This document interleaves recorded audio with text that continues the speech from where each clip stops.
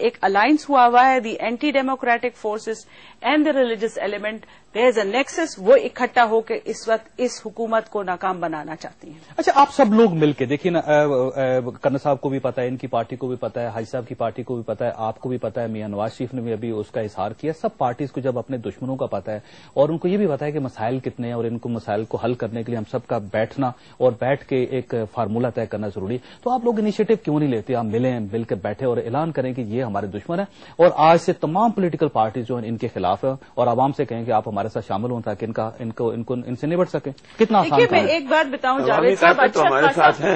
دیکھیں میری بات, عوامی طاقت تو ہم جو پارٹی آپ کے سامنے ہمارے ساتھ عوامی طاقت ہے یہ نہیں, لیکن جو ڈسٹیبلائز کرنا چاہتے ہیں وہ ان کے پاس عوامی طاقت نہیں ہے.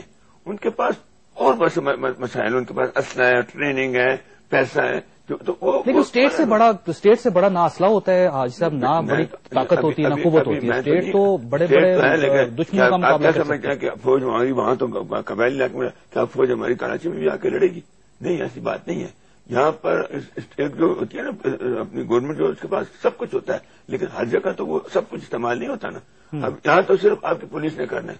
اگر پولیس ہینڈل کرے اور کرنا چاہے تو میں تو سمجھتا ہوں کوئی اتنا بڑا مسئلہ نہیں. صاحب, یہ فیلئر کس کا؟ میں اس کو فیلئر نہیں کہوں گی. دیکھیے 50 لوگ مر گئے کراچی میں.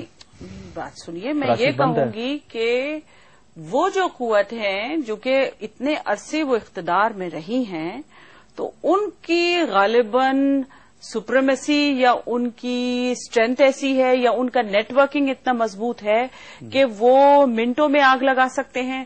اب دیکھیے, ویسے یہ سوچنے کی بات ہے کہ کراچی شہر is totally controlled by the M Q M.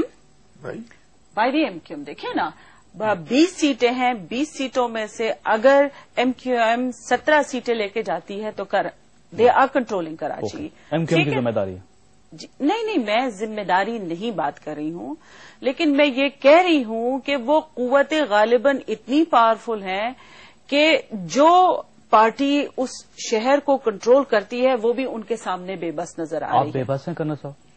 ہم بے بس اس لیے ہیں کہ جو ہم پوائنٹ آؤٹ کر رہے ہیں, جو ہم اپنی نالج سے, عوام کی نالج سے, اور جو زمینی حقائق ہیں جب ہم پیش کر رہے ہیں, ان کے اوپر نہیں ایکشن ہو رہا, ان کے اوپر نہیں ایکشن لیا جا رہا, اور ان طاقتوں کو بڑھایا جا رہا ہے, کم نہیں کیا جا رہا.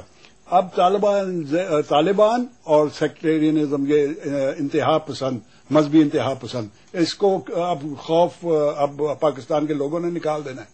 یہ جو آپ کو نماز پڑھتے ہوئے مار دیتے ہیں مسجد میں, امام بارگاہ میں, اب ان کو اگر ہم پروٹیکشن کرنا شروع کر دیں اور ان کو ہم اچھا کہنا شروع کر دیں تو پھر ہم کہیں نہیں جا رہے. تو وہ تو ہیں, وہ تو پورے پاکستان میں ڈیسٹیبلائزیشن جو کر رہے ہیں, چاہے وہ داتا کا دربار ہو, چاہے وہ واہ ہو, چاہے وہ چرسدہ ہو, چاہے وہ پشاور ہو یا کراچی ہو, وہ تو ہیں. اب ان کے ساتھ یہ جو کرمنل مافیاز ہیں وہ ان کو انکم دے رہے ہیں. وہ انکم اس کا مطلب تو یہ ہوا کہ حکومت جو ہے اس میں اتنی کیپیسٹی نہیں ہے کہ وہ ان مسائل کو حل کر سکے, اور وہ مجھے تو آپ میں فرق محسوس نہیں ہو رہا. میں بھی بے بس ہوں, لوگ بھی بے بس ہیں, سب لوگ بے بس ہیں, عام آدمی بے بس ہے. میں حاجی صاحب سے اگری کروں گا کہ دیکھو جی, بات یہ ہے کہ after all final the bottom line is کہ جی لوکل ایڈمنسٹریشن ہی ہوتی ہے جو کہ ہر چیز کو کنٹرول میں لاتی ہے. اگر لوکل ایڈمنسٹریشن چاہے تو ہر چیز کو کنٹرول کر سکتی ہے. اس کو بہتر کیسے؟ جیسے پاکستان میں کوئی پاکستانی, آپ کے سننے والے دیکھنے والوں میں سے سب کو پتا ہے کہ کوئی آدمی ایک ٹریفک لائٹ نہیں توڑ سکتا جب تک پولیس والا اس کے ساتھ نہ ہو. اگر آپ توڑیں گے تو آپ 20 سال جائیں گے اور آپ کے جتنی بھی دولت ہے وہ پولیس والا لے جائے گا, کیونکہ وہ رشوت میں. تو یہ تو ادھر یا پھر وہ ایسے 20 سال کے لیے آپ کو اندر کر دے گا. تو یہ تو ان لوگوں کا پاور ہے,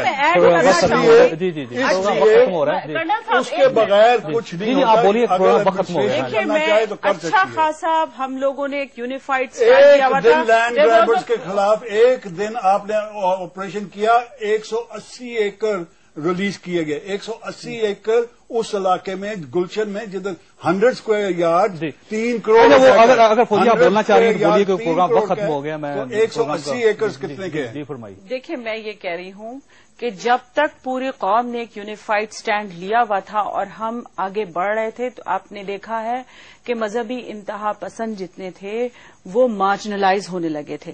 لیکن پھر ہوا یہ کہ رستے میں چلتے چلتے لوگوں نے فضول کے پولیٹیکل ایشوز اٹھائے جس کا مقصد بنیادی طور پر گورنمنٹ کو ڈیسٹیبلائز کرنا تھا اور ان کی مورل اتھارٹی کو کمزور کرنا تھا. تو میں سمجھتی ہوں کہ ہمیں اپنے آپ کو فوکس رکھنا چاہیے. قوم چاہیے. آج بھی آپ کے ساتھ ہے کیونکہ وہ آپ کو اپنا نمائندہ سمجھتی ہے اور آپ جب انیشیٹو لیں گے تو آپ لوگوں کو اپنے ساتھ پائیں گے. میں ممنون ہوں میاں نواز صاحب کا جو ٹیلی فون لائن پہ ہمارے ساتھ تھے, سینیٹر طاہر حسین مچھلی صاحب کا, حاجی غلام احمد بلوچ صاحب کا اور فوزیہ وہاب صاحبہ کا.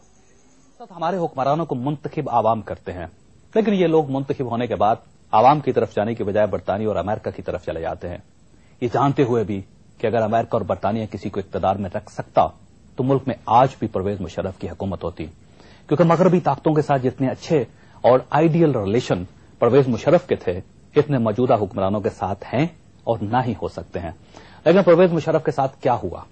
عوام نے پرویز مشرف کو مسترد کر دیا, چنانچہ یہ آج لندن میں جلا وطنی کی زندگی گزار رہے ہیں. لہذا خدا کے لیے ڈیوڈ کیمرون اور اوباما کا پیچھا چھوڑیے اور عوام کا ساتھ دیجیے, کیونکہ عوام آپ کا آخری سہارا بھی ہیں اور آپ کی اصل طاقت بھی. اور جس دن یہ طاقت آپ کا ساتھ چھوڑ دے گی اس دن صدر اوباما پاکستان میں بھی آ کر بیٹھ جائیں تو بھی آپ کو اقتدار میں نہیں رکھ سکیں گے. اللہ تعالیٰ آپ اور آپ کے اہل خانہ کو ہر قسم کی مصیبت اور پریشانی سے محفوظ رکھے. اللہ حافظ.